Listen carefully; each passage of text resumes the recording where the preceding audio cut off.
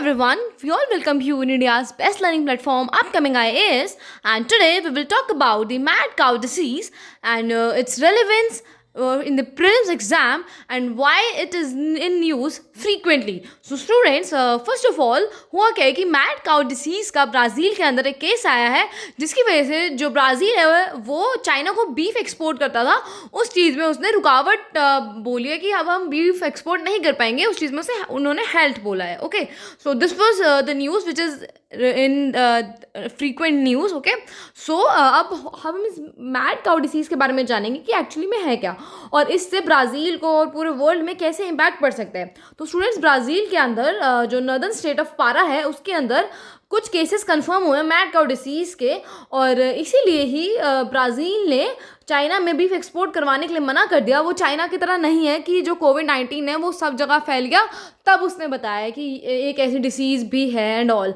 लेकिन जो ब्राज़ील है वो एक अच्छी कंट्री है, अच्छे प्रिंसिपल पे वर्क करती है, इसलिए उसने पहले ही बता दिया. और क्योंकि एक एनिमल हेल्थ पैक्ट भी साइन हुआ था चाइना और ब्राज़ील के बीच में बहुत पहले, जो कि टेम्परेरी था, परमानेंट भी नहीं था, फिर भी उसने अपने एक्सपोर्ट में उसको रिडक्शन होगा, उसे इससे इकोनॉमी ग्रो नहीं करेगी, तब भी उसने चाइना को इन्फॉर्म किया और बोला हम बीफ एक्सपोर्ट नहीं कर पाएंगे. और इससे क्या होगा कि बहुत ज़्यादा जो ब्राज़ीलियन इकोनॉमी है और ज़्यादा से ज़्यादा अगर हम बात करें ब्राज़ीलियन फार्मर्स हैं उनको काफ़ी ज़्यादा नुकसान देखने को मिलेगा, क्योंकि जो चाइना है वही उनकी मेन डेस्टिनेशन है बीफ एक्सपोर्ट्स करने के लिए, और वो बाकी जगह भी जहाँ करते हैं वो बीफ एक्सपोर्ट्स नहीं कर पाएंगे, इसलिए उनकी इकोनॉमी में तो रिडक्शन देखने को मिलेगा ही मिलेगा.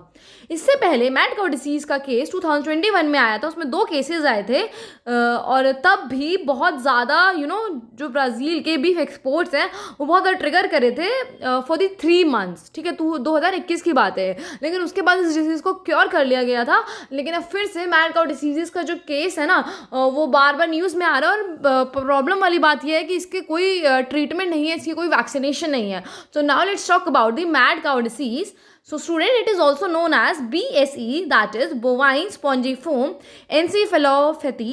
Okay, encephalopathy, इसे BSE भी कहते हैं, and it is a degenerative, transmissible, slowly progressive disease. Student, ये कैसी डिसीज़ है जो ज़्यादातर अडल्ट कैटल्स में देखी जाती है, जो कि ट्रांसमिसिबल है.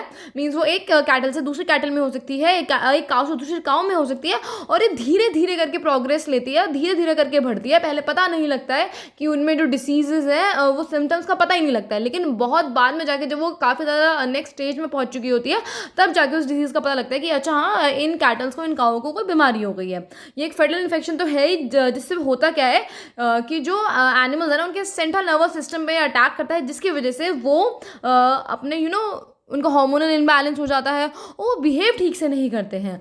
और अगर हम बात करें कि ये जो मैड काउ डिसीज़ है, फिर जो BSE है, ये होता क्यों है, तो स्टूडेंट्स देखो, ये ना एक प्रोटीन की वजह से हो जाता है, क्योंकि कहते हैं ना हर चीज़ excess of everything is bad, तो इसीलिए प्रोटीन के एक्सेस भी बैड है, लेकिन ये नॉर्मल प्रोटीन नहीं है.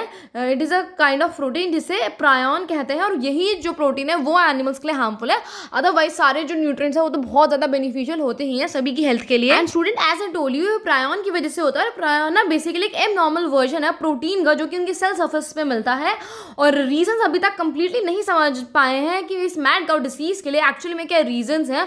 क्योंकि देखो, ये जो प्रायन प्रोटीन है ना, ये पहले बॉडी के लिए बेनिफिशियल होता है, ये नॉर्मल प्रोटीन की तरह ही काम करता है, लेकिन फिर ये नॉर्मल प्रायन प्रोटीन एबनॉर्मल प्रायन प्रोटीन में कन्वर्ट हो जाता है, जो कि एनिमल लाइफ के लिए हार्मफुल है. ओके, सो अभी कन्वर्ट क्यों हो रहा है, इसके पीछे क्या रीजंस हैं, वो सारी चीज़ें जो है वो प्रॉब्लमैटिक है, और इसी के लिए ही जो हमारे रिसर्च टीम है वो उस पर वर्क कर रही है. लेकिन अभी तक फुल फ्लेश इसका कुछ भी सोल्यूशन, और ये हो क्यों रहा है, इसका कोई चीज़ नहीं बता पाए हैं. और एज ए टोल्ड यू कि इसका जो ट्रीटमेंट है BSE का, वो भी अभी तक कोई ट्रीटमेंट नहीं है जिससे कि कम्प्लीटली क्योर हो सके, ना ही कोई वैक्सीनेशन है. इसीलिए 2021 में इसका केस मिला था, और उसके बाद अब फिर से इसके केसेस मिलना स्टार्ट हो गए हैं.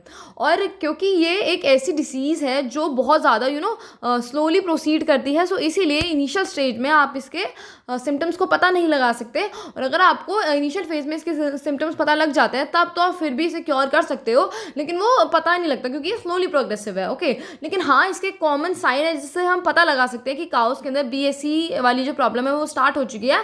दैट इज इन कोऑर्डिनेशन, वो आप लोगों के साथ कोऑर्डिनेट करना बंद कर देती है। मीन्स वो बहुत ज़्यादा या तो बहुत ज़्यादा नर्वस एक्ट करेंगे एनिमल्स, या फिर बहुत ज़्यादा वॉयलेंट एक्ट करेंगे। इससे आप पता लगा सकते हैं कि ये इन काउज में क्या हो गया, मैड काउ डिसीज़ हो चुकी है। और इसीलिए ही इसे मैड काउ डिसीज़ बोला जाता है क्योंकि या तो बहुत ज़्यादा वॉयलेंट बिहेव करेंगे या फिर बहुत ज़्यादा नर्वसली एक्ट करेंगे, उन्हें चलने में प्रॉब्लम हो रही होगी। ओके, और अगर वो उठ रहे हैं तो उन्हें प्रॉब्लम हो रही होगी। मीन्स आपको उनकी बॉडी स्ट्रक्चर से, बॉडी टाइप से पता लग जाएगा, लेकिन स्टिल बहुत टाइम में पता नहीं लगता है क्योंकि ये नॉर्मली लगता है, नॉर्मल एक्ट होता है। मीन्स ओके, लगता है कि ये बिहेवियर उन एनिमल्स का नॉर्मल है, लेकिन जैसे ही सिम्टम्स आपको दिखने लग जाते हैं उसके बाद से फिर जो काऊ है वो ठीक नहीं हो सकती, फिर वो डे बाय डे बीमार ही होगी, sicker and sicker until it dies, जब तक उसकी डेथ नहीं हो जाती। और ये यूजुअली कितने टाइम में देखा जा सकता है, 2 weeks to 6 months तक आप इस डिसीज से आप देखोगे कि वो जो एनिमल है उन्हें प्रॉब्लम हो रही है, आफ्टर 6 week उनकी डेथ हो ही जाती है। इसलिए बोला जा रहा है कि कोई ट्रीटमेंट नहीं है, कोई वैक्सीनेशन नहीं है जिससे कि उन एनिमल्स को क्योर करा जा सके। बस केवल इसे यही सोल्यूशन दिखता है कि क्योंकि ये जो डिसीज़ है ये उनके नर्वस सिस्टम पर अटैक करती है, सो आप उन्हें हेल्दी उनकी लाइफस्टाइल करिए, उनको अच्छा खाना खिलाइए, उनको टाइमली खाना दीजिए, उनका ध्यान रखिए। एंड जैसे आप एक ह्यूमन के साथ करते हो ना कि आप उसका माइंड चेंज करने की कोशिश करते हो अगर वो एंग्जाइटी में, डिप्रेशन में, सिमिलरली आपको काउस के साथ करना है, टाइम स्पेंड करना है जिससे कि वो हेल्दी रहें और वो जो काउ है उनकी डेथ ना हो। ओके, सो यही चीज़ें कर सकते हैं आप। और आप उन्हें एक्सरसाइजेस वगैरह तो करवा नहीं सकते जैसे ह्यूमन बॉडी में होता है, लेकिन इसकी जगह आप क्या कर सकते हैं, उन एनिमल्स को हेल्दी लाइफ देने की ट्राई कर सकते हैं। मीन्स ठीक है, उनको जैसे मैंने बताया कि उनका टाइम पे ध्यान रखना है एंड कि आपको उनकी तरह ही बिहेव करना है, that you are also an animal, और आपको उनकी बहुत ज़्यादा केयर करनी है, तभी वो क्योर कर सकती है एंड आपकी जो एनिमल्स है उनकी डेथ नहीं होगी। और इससे क्या होगा कि अगर उनकी डेथ भी नहीं हो रही है और वो टाइमली क्योर हो रहा है तो ना ही ये ट्रांसमिट होगा किसी और एनिमल में, और ना ही आपके जो एनिमल्स की डेथ होगी, ना ही आपके इकोनॉमी में कोई फ़र्क पड़ेगा, ना ही आपके जो एक्सपोर्ट्स हैं वो उसमें रिडक्शन होगा। So this is the only way. So student, we will end our session here, but before that मैं आपको एक चीज़ बता देना चाहती हूँ कि जो हमारी प्रीवियस क्वेश्चन के रिवीजन वाली सीरीज चल रही है उस पर आपको बहुत अच्छा रिस्पांस आ रहा है, और हम भी ट्राई करेंगे कि बढ़ चढ़ के उसमें हम आपको समझा सकें कि अब जो 28 मई को पेपर होने वाला है उसमें से कैसे वो चीज़ें आप लोगों के लिए इंपॉर्टेंट होने वाली हैं। सो बी प्रिपेयर विद दैट। और आज उसकी डे 5 होगा, सो आप सभी लोग उस वीडियो को बहुत ज़्यादा शेयर करना जिससे कि बाकी लोगों को भी उससे हेल्प हो सके। Thank you so much.